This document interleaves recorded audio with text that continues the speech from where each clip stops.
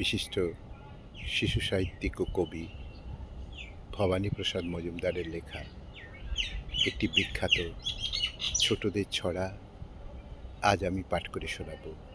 ছড়া চার বোন ভাই। শুরু করছি।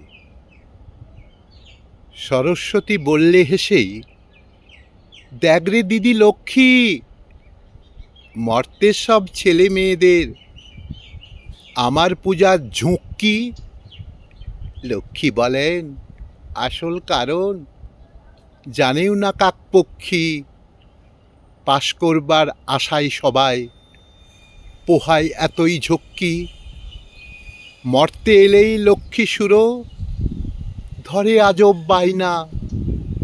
যতই বোঝান দুর্গা, তবু মানতে ওরা চায় না। চায় না ওরা শাড়ির পাহাড় বা গয়নার বাহার। চপচাও ফ্রাই, রোল মোগলাই লুকিয়ে করে আহার।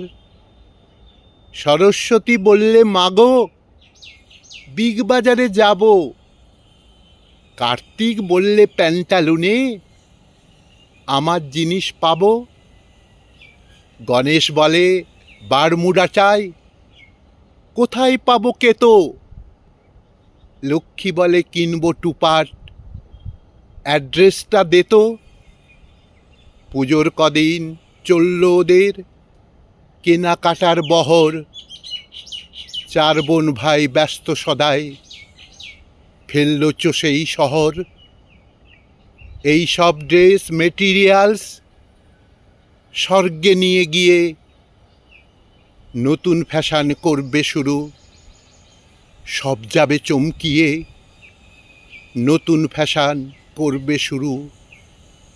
সব যাবে চমকিয়ে,